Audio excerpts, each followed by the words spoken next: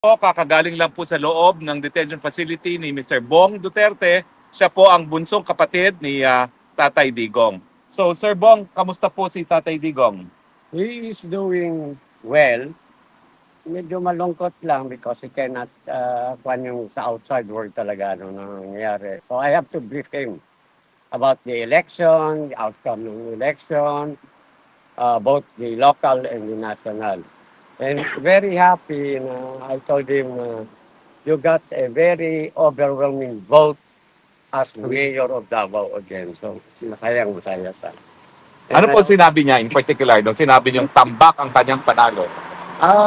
Ako ang nagsalita nga sa kanya, sabi ko, grabe yung outcome yung number of votes mo kaysa yung opponent, alam mo. At saka, ang Vice Mayor Basteren, including si Congressman Pulong, and yung anak niya, si Omar, also won the congressional seat, 2nd District. And of course, Congressman Ungab won sa 3rd District. Ano pong sinabi niya? Yung sinabi niyong overwhelming ang victory?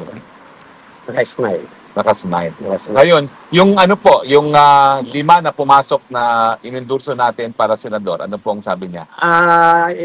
Medyo doon nakuhan siya kasi sa senator, sabi ko kasi may mga twist na natutuan, iba na nag-support sa kwan. Pero sabi ko, overall, do not worry because I think, naman, ang support din nila kay VP Sara. So, O yung pinasabi ko po sa kanya na safe na sa impeachment si VP Sara doon sa 6 na sigurado nating kakampi at 6 pa na pagpipilian pa dahil ang kailangan na lang natin 2 para hindi na matanggal si VP Sara. Yeah, well, I think para din sa ating with the overall nangyari sa national alos natanggal yung mga alam mo na yung sa Congress. Mga buisit, mga Hawad Committee. So I think yung mga opposition ng iba, I think they will think about time. Kung ano yung noon, it cannot go that way. So, there's a big chance na ang support with Sara. Nasabi niyo ba ho na yung apante na nagpapanggap na anak ng Diyos ay natalo? Nasabi niyo sa kanya na natalo si Abante? Ano sabi niya? Kinuto ko kay PRRD lang, sabi ko, lahat yung mga yung hinarap mo sa Quadcom, sabi ko walang lumusot. Sabi niya, gano'n ba? Tawa siya ng tawa. So high spirit siya dahil doon sa resulta ng eleksyon. Oo. Ngayon, ano pong mga request niya kung meron man? Okay, ang sabi niya sa akin, paglapas ko daw. Again and again, would like to thank all those who supported him. Moral support, all yung lahat na dito na, because I told him na merong mga tao sa park, nagkatuan ko. Sabi niya, ganun pa. Sabi niya, parang from the bottom of his heart, talagang papasalamat sa sabon nagsusuporta sa kanya, not only dito sa park, worldwide, pati sa Pilipinas. At ang sinabi lang niya, hindi niya makakalimutan ito. Parang utang na loob niya sa media. Napansin ko po, hindi yung daladalang labada niya. Naglalabad na ba siya on his own? Kinuhaan ko sabi ko sa guard na nagbabantay, sabi ko, I'm here to get his laundry, pero parang sinabi niya, laundry. So, hindi na ako nag-insist. After all, ayaw mo maglaba no? Ganon. Pero, ayan, he's okay. High spirit. Sir, can we ask question as well? Yes, now, please, Sir, questions. Is Mayor Duterte aware na nananalo talaga yung dear friend niya na now Senator Attorney Rodante Marcoleta? Yeah. Yes, I give him all the because hindi na natin masabi na kasi hindi pa ito official. But I told him na yung the counting went more or less ganito na lumusot. So in a way masaya.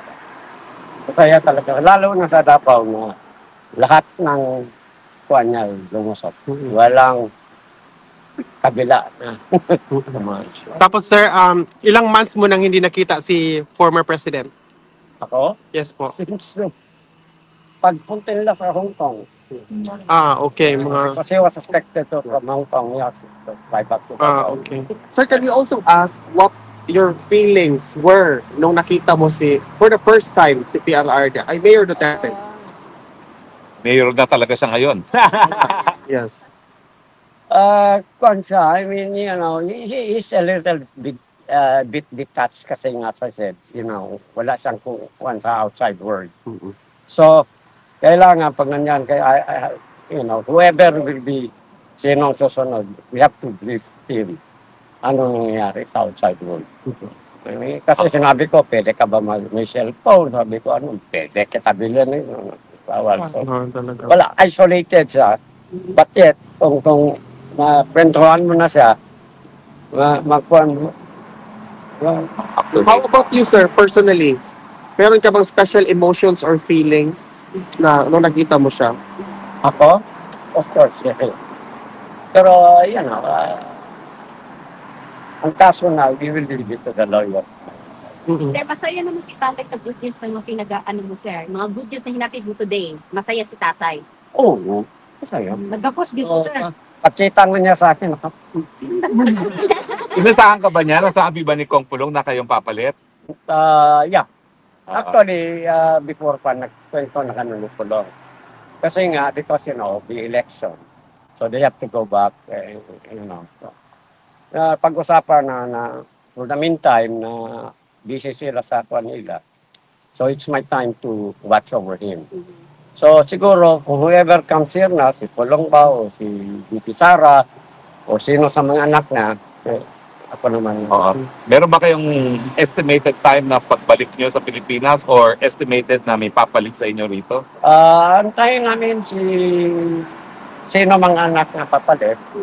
And then from there, kasi nandito, Netherlands, balita ko, malapit lang ang Belgium, malapit lang ang Germany. So, kung sino yung papalit, sasabihin ko, bago kami umuwi, papasa na lang. Yes. Meron pong malawakang pagtitipon ng mga Pilipino. Una-una, may marcha po dito sa Dahig sa 17 Aha. at meron pong pagtitipon sa 24 at inaayos yung selebrasyon para sa birthday ni VP Sara sa 31, no? Sana po nandun kayong manguna doon sa Oh, mga yeah, marcha. ano is gonna be here? 17, 24, 31. Lahat po tayo, sama-sama po tayo dyan. In fact, I mentioned that to him na magkakaroon ng rally. Kung nga, sabi ko nga, alam mo ba, araw-araw, nag-uwisita sa'yo dito, iba-ibang lugar. Doon talaga sa harapan, sabi ko, naguguluhan ng kuhan, kaya pinalipat kami. Katawan. Sinabi nyo ni King San, walang iwan sa kanya. Palaging may tao rito. Yeah. And it's very grateful talaga pa. Yung health naman niya, sir, okay. Meron ba siyang special request na dati kasi pagkain, meron ba siyang binanggit na pagkain ngayon? Yeah, yun lang nga ang kinuha ko. Sabi ko, any food that you would like, or kwan. Pero na ako yung words is not living. Bawal. Bawal. Saka isa pa kanina, because you know, yan pagpasok ko, I have to divest all my, wala akong dala, cash. Sino nagkikwentuhan na kami, sabi niya, may pera ka kay bilihan mo ako Coke. Ang Coke Zero ni tatay. Kuha na lang, tapang sa gwardiya to. Pagbalik ko, bayaran lang. Wala akong kasabi ko. So, nung nakausap ko gwardiya, sabi, paano yan? You know, ang mga pan dyan, wala silang cash. Kagaya nyo, si Juan, nag-request ng Coke, wala akong cash. Sabi niya, next time, can do niya credit card. So, anong request niya? Meron mga vending machines. Ako naman. Meron naman vending machine. Iwanan nyo na ng credit card, turuan nyo paano gamitin para makabibigyan sa... Bawal din. Bawal din. Doon sa visiting area. Maraming restriction. Kailan po susunod yung bisita uli? I'll be back here Friday. Friday. So abangan po namin ang balita ulit sa Same Friday. time. Pero meanwhile Kasi po, I cannot, hindi ako pwede ako mag-dicta kung kailan ako visit. Yeah. Sa facility nila, policy nila. So, yun, twice a week ako pwede. so Sir Bong, marami po kasi mga Pilipino nagtitipon-tipon dito sa Europe, nagpapakita ng suporta. So kung hindi po pumapatak ng araw ng Tuesday and Friday na araw ng bisita nyo, pwede nyo rin sila puntahan, no? Pwede. Sama tayo. Kung ano yung supportahan ninyo kang PRRD, of course, nandito din ako. Ay, salamat, sir. Well, May we katanungan are pa? our family, very grateful. May katanungan pa? Sir, magtawag dito sir sa, di ba, di ka allowed to call ang family ni tatay, di na? Before, allowed man. Video call? Video call? I don't know, probably ang, Si BP lang. ang arrangement niyan with the lawyer. Si BP Pero lang. kami wala talaga. Okay. Palakad nga ako doon, pati jacket, nanginginig ko. Pangit. Sir, okay na yung biyahe, sir, ha? Kararating nyo lang po eh. Yakan nga lang. Opo, okay lang po kayo, walang jet lag.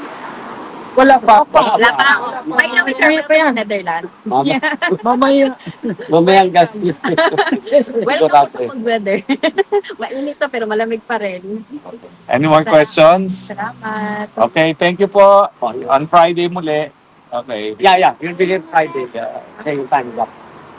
So sa 17 po 17, 24, and 31. Okay. Thank you po. Mention ko sa kanya. Video? A picture. O, sa mga gustong magpa-picture. Magpapapicture muna